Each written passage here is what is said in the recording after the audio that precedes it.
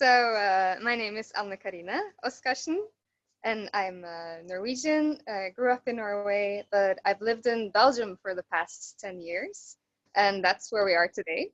We're actually in my workplace. I work in an organic shop on an organic farm. And since this class is about fermentation, I thought I'd show you guys a bit what kind of fermented products we have in the shop, because it's actually quite a lot. So I'm standing here in front of our macrobiotic Japanese section. Can you guys see when I film? Yes. So here we have all our misos, umesu, mirin. We have all different kinds of umeboshi from different brands. We have takon pickle, ginger pickled, shiso, and of course, this is a bit special. We have also amazake. We import it specially from Czech Republic. So we get like a big pallet of amazake like twice a year. Huh. Now I'm walking over to a big group of ferments in the West, and that is alcohol. So we have here a big section of beer. And of course, it's most of it is Belgian beer, because Belgium is famous for beer. Here are the wines. Here are the supplements. Here we have a molkosan, which is a fermented product. And over here in the section is chocolate and coffee. That's also fermentation is part of the process. We also have vegan chocolate, of course, without sugar. We're moving over to the olives. Here are the vinegars. The word vinegar comes from French, and it means vin aigre, which is a sour wine. So it's your wine turning sour, you get vinegar. Here we have all the tamaris and shoyus, gherkins, sauerkraut, some other jars, vegetables on jars. And we're walking now into the cart with all the fresh vegetables that you can make nice pickles with. And a lot of it comes from our farm, which means it has to travel like 500 meters, and then people can buy it just fresh and local, so that's lovely. Okay, I'm gonna wear my mask because that's what we have to do these days with the COVID, but I checked up front that you can still hear me, so I hope that's gonna be fine. Up here we have some drinking ferments, also kombucha we have. Walking over to the cheese department. Cheese is fermented, and we have breads. We have with yeast or sourdough. And I'm gonna take you to the fridge department. And here we have salami is fermented. We have, again, kombucha. We have kimchi. And in the fridge, we have tempeh, and we have natto, and we have vegan cheeses, which is based on fermented cashew. And of course, lots of yogurts. They are with milk or also plant-based. So that was a tour of all the fermented products here. I'm just going to go outside.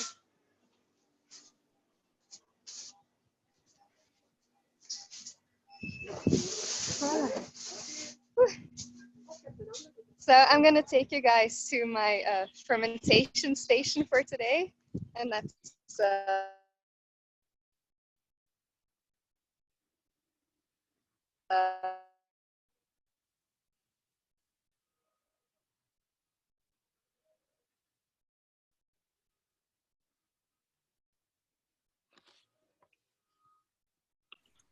That's here. Is it working? Yes, it's working. Yeah, okay. Because my phone doesn't want to do it anymore, so that's great. Yeah, so every day we eat a fresh, warm macrobiotic meal together. And it's so nice because you can really feel it does something with the atmosphere and the sense of unity in the group. And also in winter, it's so nice because it gets kind of cold here to have something nice and warm. So that's brilliant. Okay, I'm just going to start washing my hands.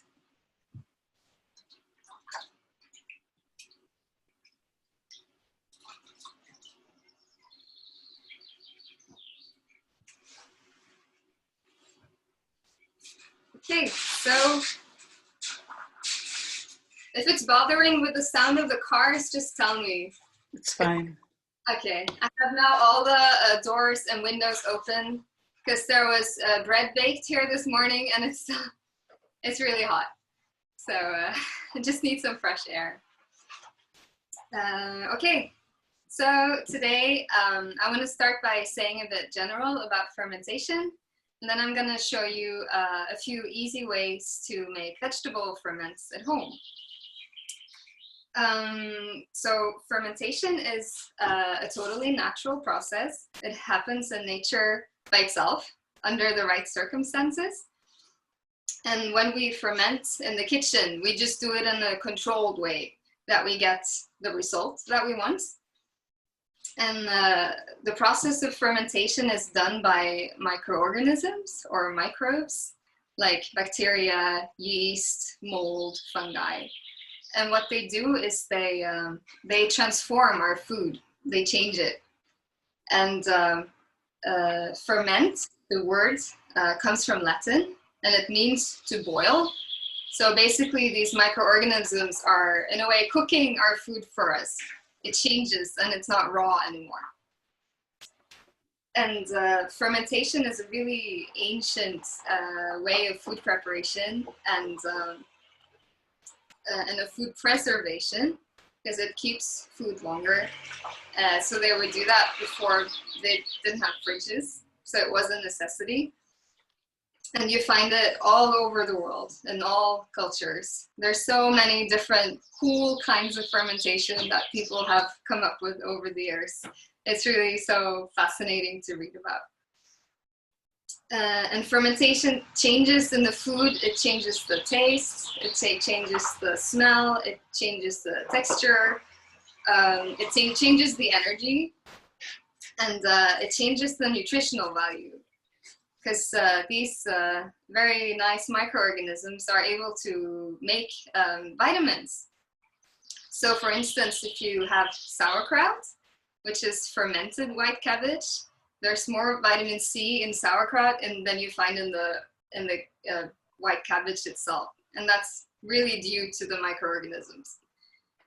I started to become interested in fermentation when I started studying macrobiotics, and that's now like 12 years ago.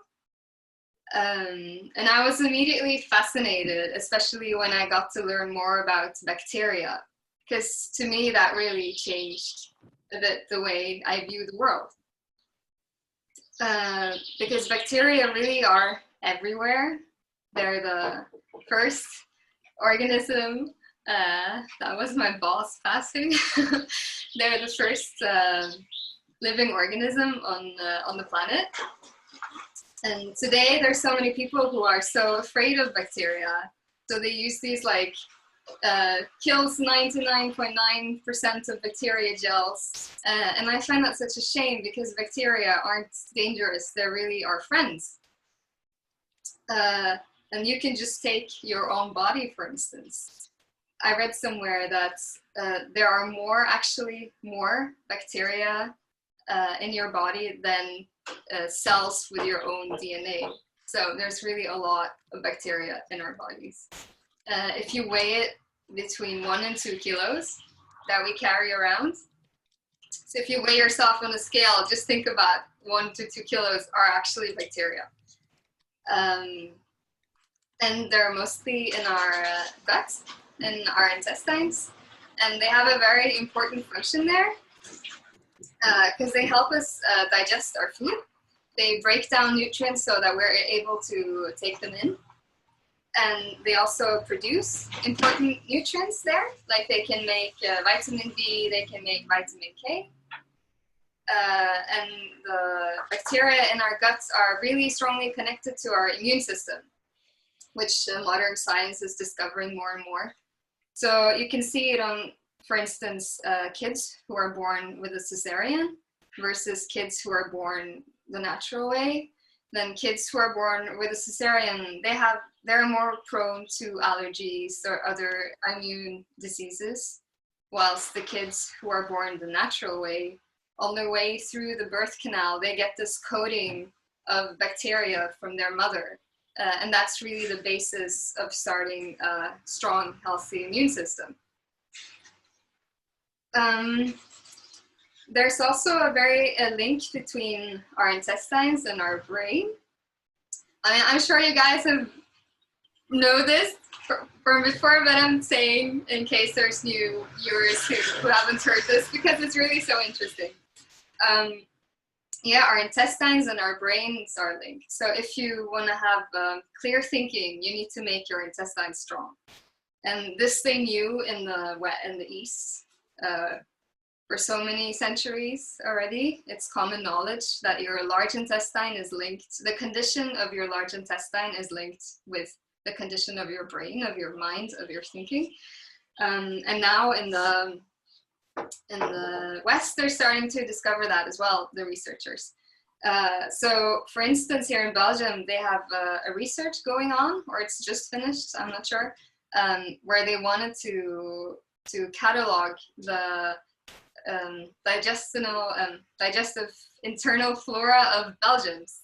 So they've been taking stool samples from a lot of different people to see actually what kind of bacteria do they have. And they found out pretty soon that people who are depressed, who suffer from depression, they lack like 2 very specific bacteria. So now they see like, aha, there's a link between the kind of bacteria you have in your gut and mental disease such as depression. And I find that so interesting to hear when you think of all the medication that's being used to help treat depression, and then all you have to do is work on, one of the things is working on strengthening your intestinal flora. So I want to say another important thing before I start showing you guys is talking about B12 and fermented foods, because that's also very important. People say that if you want to have B12, you can only find it in animal food. So if you're vegan or if you're macrobiotic and you don't want to eat any animal products, you have to take a supplement. But that is not true, because actually in a healthy body, you should be able to produce your own B12. And that happens in your intestines. And that's really thanks to microorganisms, to fermentation, to bacteria. So what you need to eat, if you're not eating animal foods, you need to make sure you eat fermented foods. Because in fermented foods, like I have here, tempeh, fermented soybeans, natto, which we make ourselves at home, so delicious. In these things, you find something called provitamin B12. And provitamin B12 is the necessary ingredient for your body to later on produce its own B12. So the provitamin B12 is like the catalyst, and then your body will make it into the real thing inside your intestines.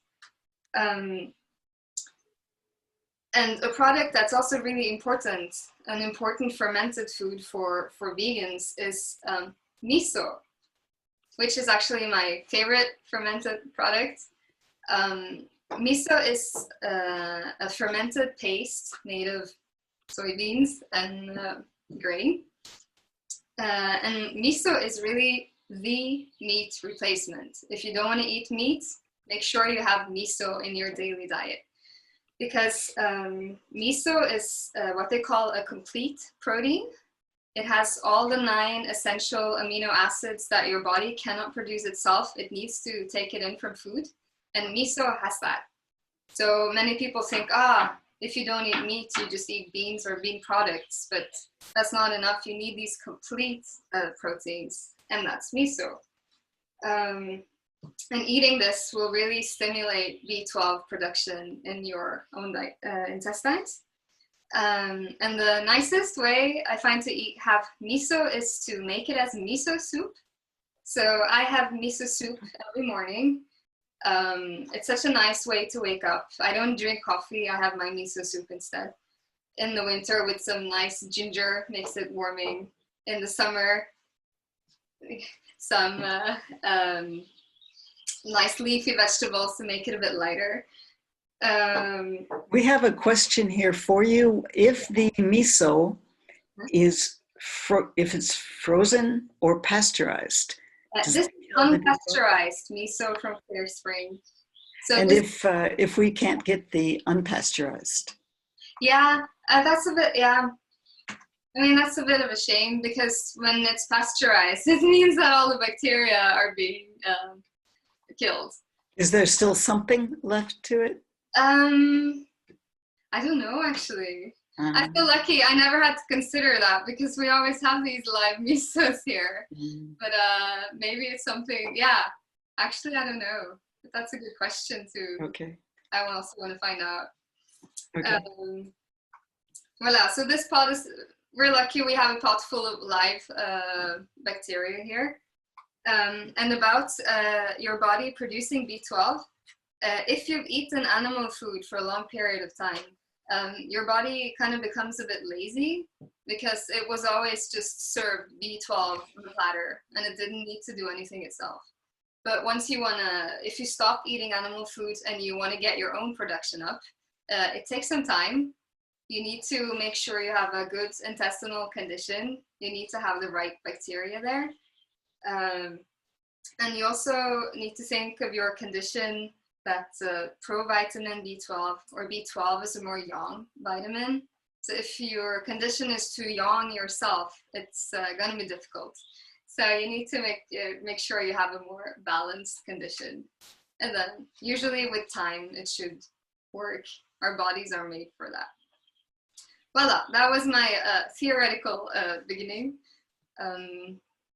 So the first pickle I'm going to show you is saltwater pickle.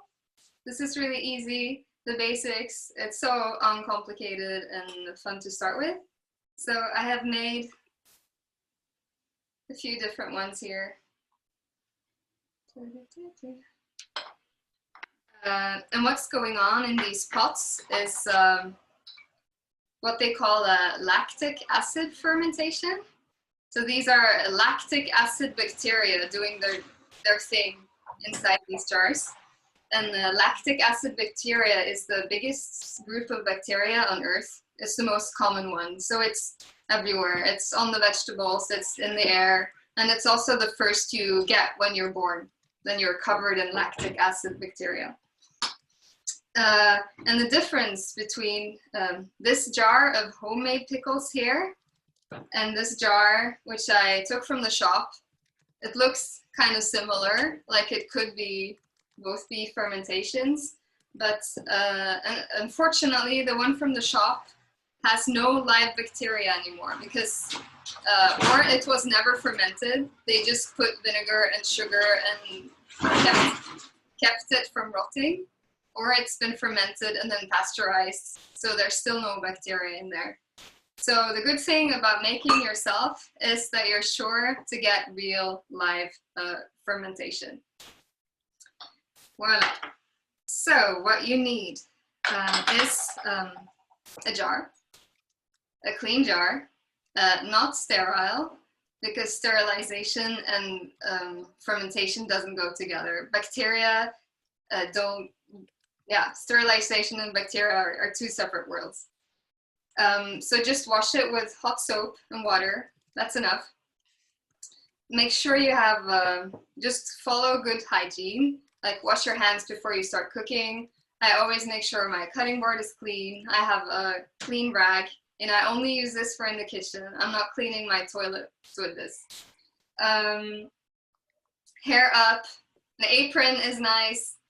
This apron is actually made by Jeanne van den Heuvel for the guys who followed her class.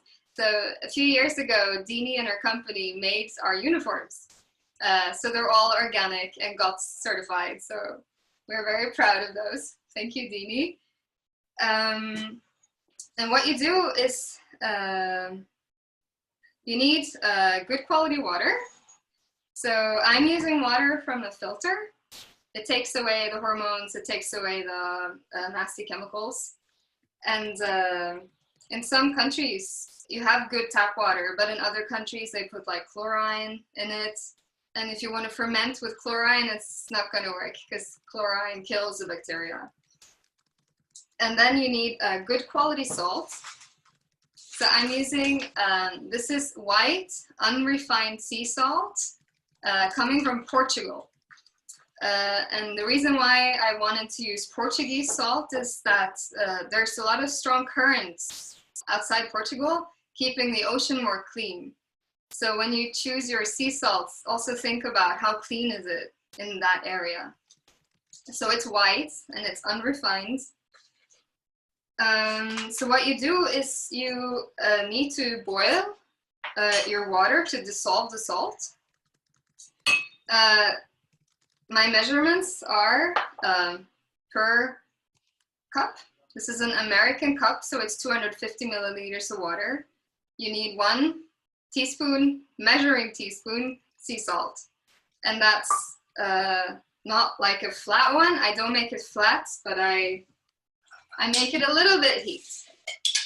Like you would natural take and you shake a bit off and then you have a bit of a heaped teaspoon.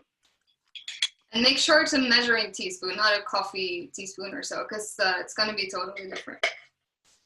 So I'm not going to show it because it's so easy, but you just put, you bring the water to a boil, and when it boils, add the salt. Because if you add the salt from the beginning, it's going to take much longer to boil. That's chemistry, I don't know why, but it's like that.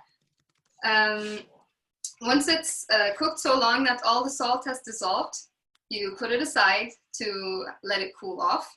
And I recommend not leaving it in your metal pot because it's so salty that it might start interfering with the metal. I always pour it into like a glass jar and let it cool off there. Voila. So you have your water ready. Then you just need your vegetables. That's my jar. So I'm going to use these. We have now coming from the field really beautiful daikon with the leaves on it, which is like a precious gift. So I'm going to ferment some daikon. I really recommend using organic vegetables if you can find them, because it means there's no chemicals on it, and that's so much better for the bacteria. And I don't peel it, I just scrub it with a vegetable brush, because a lot of the bacteria are like on the surface or just under the peel, so it's so much nicer to keep the peel. I'm also going to use in my jar, I start with a piece of kombu, seaweed. Kombu has a really cleansing effect on your body. It strengthens your blood, and it's really good for your nervous system because it has a lot of minerals. And using kombu with this salt water mixture helps to create this like ancient ocean atmosphere. And that's where the bacteria first came, so they really enjoy that. So we try to make it a nice environment for them. So for this size jar, I use like a stamp size kombu. It's gonna unfold and become bigger. If it's really white, I like dry it off a bit with a rag. So you just pop that on the bottom. And then you cut your vegetables. I'm just doing circles. I find that's simple and pretty. The only one important thing when you decide how to cut your vegetables is that you cut them all the same size. Because if you cut some tiny and you cut some really big, you're going to end up with the tiny ones being rotten and the big ones are still raw. So better make sure they're all the same. And the bigger you cut them, the longer the fermentation is going to take. The smaller you cut them, the faster it goes. So like that, you can decide how quickly you need your pickles. So you just fill your jar. You can really use your creativity and do different kinds. Like here I have carrots on the bottom and cauliflower on the top. Here I made matchsticks with kohlrabi and carrots. That's also nice. Like it's a nice filling for a green roll, for instance, or in a sushi or so. or on a sandwich. In this one, it used to have very beautiful color in the beginning with the radishes, but I used the mandolin, the Japanese grater, so it's like super thin, so it like shapes nicely on the plate. And you need to make sure that you don't fill your jar too full, because you will regret that if you do. So like here I still have some space on the top, because what I'm going to pour now the salty liquid in here, and whatever is above water. There's customers walking with their trolleys outside. That's what you guys hear. So whatever is above water will definitely start to mold or rot, because this lactic acid bacteria, it doesn't like air. So it only stays like under the liquid. So it means whatever is above and touches air will not be the right kind of bacteria. So just make sure it's properly covered. And to do that, because once you add liquid, this whole thing is going to start floating. I make like a lock. So I took 2 pieces of carrot and I put them like across on top, and that makes sure that the vegetables stay down. Oh, my carrot broke. Another one. Voila. We have a question for you. When you slice the daikon, the tip of it is going to be a different size than the slices.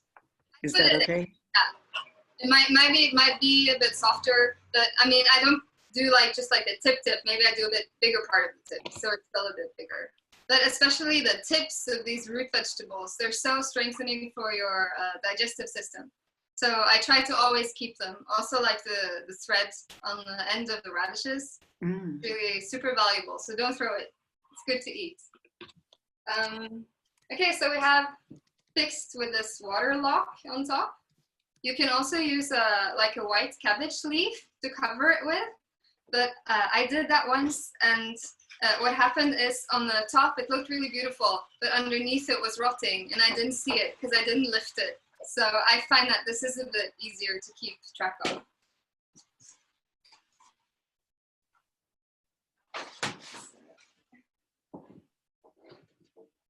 Okay, so this is my salty water cooled off. The only thing you do is you just pour it over, and really making sure it totally covers. And then there needs to be air circulation, also because the bacteria are in the air, the bacteria you want to get in your pot, in your jar. So I use like a cheesecloth, and you just put it on top with an elastic. And then you just place it in your kitchen or somewhere where the temperature is a bit stable and not in direct sunlight. And then basically you did your job, and now the rest is up to the bacteria. But what you still need to do is check it every day, because there's going to start happening things like it's going to start to bubble, or maybe some kind of white layer is going to come on top, and that's not dangerous. I have a look every day, and with a spoon I take off like whatever white layer is on top. And sometimes you get like green spots or blue spots, and then you're going in the wrong direction. But it's never going to be dangerous, because these are just vegetables. We're not working with animal food, and with animal food the bacteria are totally different, and they can be really dangerous, but not with the vegetable quality. So you just take off whatever's growing, and after maybe, depending on the temperature, depending on the season, it will take 3 to 5, 6, 7 days, and your pickles will be done. What also influences is if you cook animal food in your kitchen, because animal food, as I said, has totally different bacteria connected to it. So it's not as easy for these bacteria to start to grow if there's animal food bacteria in the air, so to say.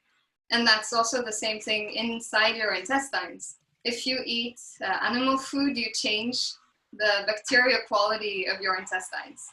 So plant-based bacteria is so much easier for your body, because these animal food based bacteria are more like rotting quality, and that's not so appealing.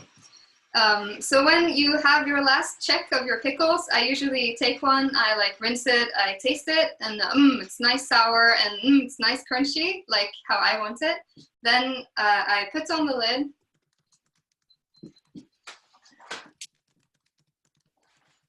Here's my lid. Yeah, and then you put it in the fridge. And then it's gonna keep much longer. And then every day I eat a little bit. Traditionally, they would eat it with at the end of each meal to help stimulate digestion. Or I eat it if I have cravings, I feel like something. It's a really nice snack. It's really refreshing. And just, it's nice to always have in your fridge. Then you have easy access to pickles. So voila. And it's really nice as a gift. Like you can put a nice like ribbon, and people are really happy with it. I try to like tell my mom different like macrobiotic things that are nice, and like I try to teach her how to make miso soup, but then I taught her how to make pickles, and that's one thing that she really implemented in her diet, and she still makes pickles, and because it's so easily approachable for everyone, and people know pickles, so that's nice. Okay, I see I gotta speed up a bit. My next thing is shoyu pickles. Pickling with shoyu. Shoyu. Wait. So shoyu is basically the Japanese name for soy sauce. You have shoyu, that is fermented soybeans with grain. You have tamari, that is fermented soybeans without the grain. But I like to use shoyu because it's lighter, it's more yin. Voila. And shoyu is a really nice way to eat salt because it's fermented, so it's easier for your body to digest. But you gotta be careful when you buy shoyu or tamari to buy the real thing, because if you just go to the supermarket, usually what you find is they just use the leftover soybeans. First they press it for oil, and then they use that leftover for making soy sauce, and it's not even fermented, so it's just fake soy sauce, I call it, and you don't get this fermented quality. But if you go to an organic store, whole food store, you will find the real thing. So for this pickle, I'm like staying with the daikon theme today. I'm going to use dried daikon. Daikon, the vegetable, helps to what do you say? Eliminate fat in your body. So when you have the fresh daikon, it's more like the superficial fat, and when you use the dried daikon, it works much deeper. So it's really eliminating like fat inside your organs. And it's always nice to, if I want to eat something fatty, like tempura, deep fried, I eat it with some grated daikon. It helps to digest the oil.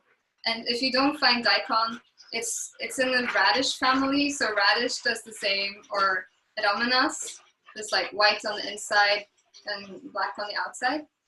But we're so lucky, we have everything here in the shop. Voilà.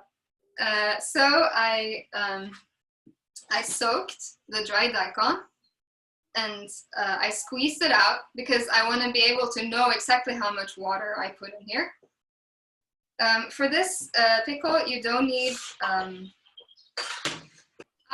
just one thing, since I see it. When you've made your saltwater pickles, I always place it on a tray because it might like boil over, so to speak, and make your kitchen messy. So put something under it when you put it away. Talking from experience. I'll mention that we don't have dried daikon in Israel. Ah, We barely have daikon. Someone should get on it to get all these Someone should. Because it's such a nice food. You don't need kombu for this. And since we're going to use shoyu, which is already fermented, it's going to go much faster. So this will pickle in like 2 days, and then it's done already. So you just fill your jar.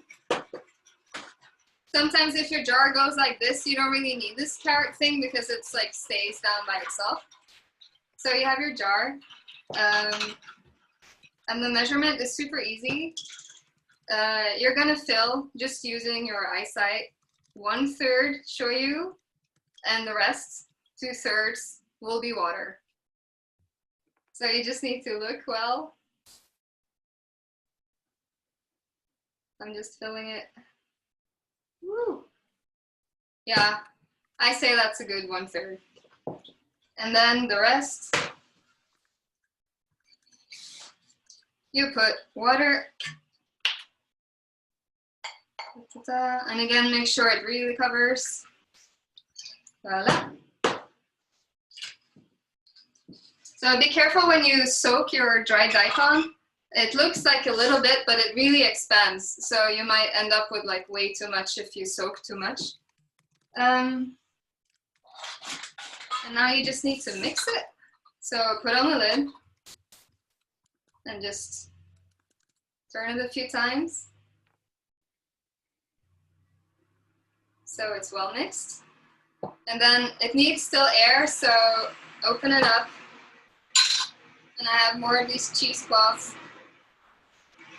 Cover. That's a tractor passing by. It's full of life here. Voila. And then you just put it in your kitchen. And this goes fast, so don't forget to check it. When it's done, just take it out. I sometimes have to rinse it, sometimes not. And it's also really nice, you can put like roasted pumpkin seeds in here. That's a really nice combination. And when you finished your jar, like you ate everything, the good thing is you can reuse it. You can make pickles a few times with the same liquid. And the taste is only going to become deeper and stronger and nicer, maybe, each time. But you also need to not forget to add in a bit more shoyu every now and then, because the salt level is going to go down with each fermentation. And there needs to be enough salt in it. So voila, this is really nice, and like also green rolls or sprinkled on a salad or as it is. Voila. And then I made totally like similar concept, umesu pickles, and that is pickling with umesu. That is the vinegar from umeboshi. And I'm sure you all know what umeboshi is, but I will just say it for those who don't. Umeboshi is a pickled plum. It comes from Japan, and it has really strengthening effects on your body. This is really medicinal food. It makes your mind clear, and it helps if you're like nauseous. You have nausea? No. Nauseous? No, if you're nauseous, or if you're hungover, or if you ate something that made you feel sick. Eat an umeboshi, and it really makes you feel better. And I always carry with me umeboshi in my bag if something like dramatic happens and I need to come back to my senses. It makes your blood more alkaline, like instantly, so it really helps you to center. And it has a nice vinegar that comes as part of the process of making umeboshi. And you pickle with it just the same way as the shoyu pickles. So here I cut like radishes, because I find the radish color matches so well with the pink from the umesu. So you just put it in a jar and you do 1/3 umesu, 2/3 water, same system, very easy. Voila. Okay, I had one more thing I wanted to show you, but I see I'm already 40 minutes, so. If there are a lot of questions, I can stop now. Otherwise, I wanted to show a quick pressed salad just to know the principle. So. Any questions? I'm like, I want to go for it. Okay. Yeah? Okay. So last thing I want to show you is called the pressed salad. Because now, so far, all the pickles I've made are like vegetables in water. But you also have a different kinds, more like sauerkraut, where you add salt straight on the vegetables, and you massage it. And the vegetable is then just pickling in its own juice, so to speak. And pressed salad is similar to that, except it's a much quicker pickle, and it's not really fermented, but it has a bit the same quality. And it's a really nice way to eat salad, like more fresh than cooking something, and it's still not raw, because raw foods are more difficult to digest. So pressed salad is more easy. It's nice to do with leafy greens, but you can also do like carrot or daikon. You just need to cut it more fine. So today I have Chinese cabbage. I'm just cutting it like in very simple matchsticks, strips, kind of. And what you do is you just, it takes like, depending on which vegetable it is, it takes anything from 30 minutes to 1.5 hours to be done. So you just start it in the beginning when you start to cook, and then everything else is done, and then you have your pressed salad is also ready. Or you can also put it on in the morning, like when you make breakfast. So then when you come home, you already have this ready pressed salad that you can just serve. That's also really helpful if you have a busy, active life. So I just cut here Chinese cabbage. Today I'm going to use the salt, sea salt, the same. And keeping in the daikon theme, I'm going to use takuan. And takuan is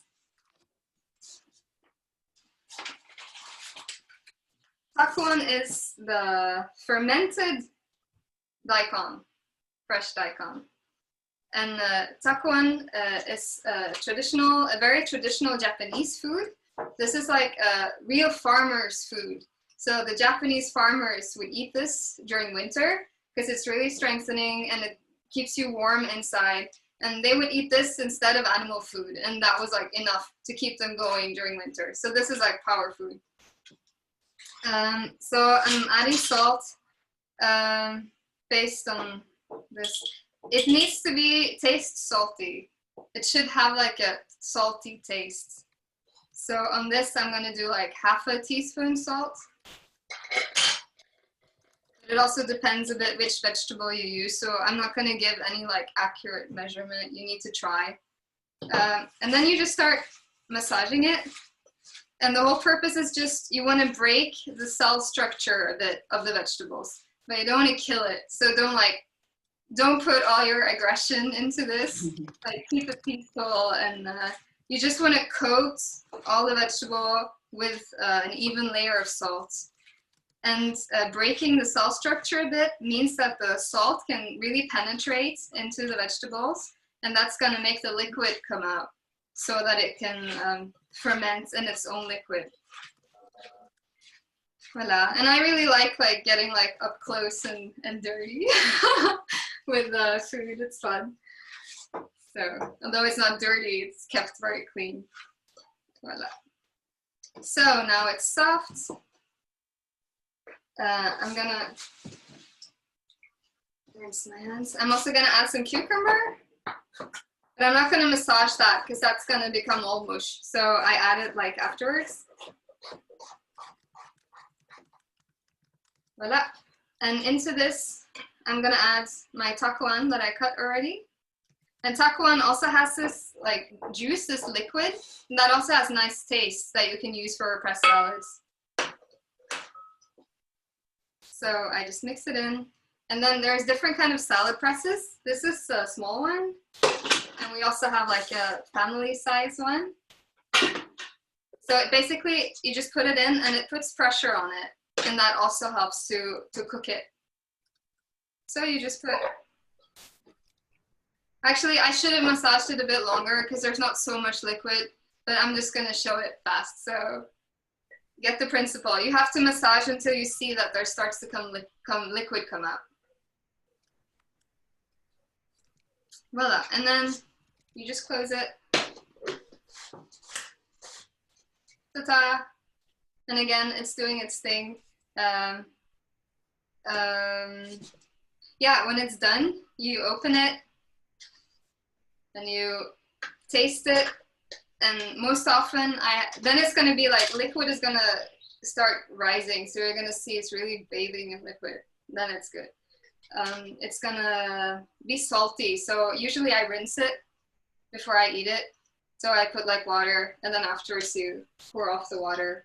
And then you can add like nuts or seeds or some raw salad into it to make it more fresh. And there's so many combination possibilities. You can use also salt and lemon juice or shoyu, shoyu and mirin, rice vinegar, other pickles like sauerkraut you can mix in. And it's like endless possibilities. And pressed salad is metal energy cooking style.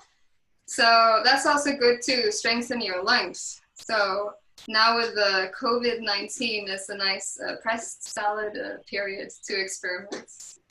So voila. Okay, so that was what I wanted to show you. Yeah, I just think it's so fun to ferment things because you're really like collaborating with bacteria. And I find that so nice. And I wanted to say, because I like also reading about it, and I read about what doctors today are discovering is, of course, that healthy individuals and sick individuals have different intestinal floras. But their solution to it is they started with, they're actually doing this already in hospitals. I call it poo therapy. It's like a stool transplantation. So they take stool from a healthy individual and they put it into where the sun doesn't shine in the sick person. And then they really see that it changes the intestinal flora of the sick person. Wow. And I just want to say that why do you need to do it in this way when you can rather just change your diet and eat these wonderful fermented foods? So that would any day be my preference to having a little transplant. So yeah, voila, that was. Well, fantastic. Thank you so much. It was really a lovely class. You did a great job. Thank you so much. The saltwater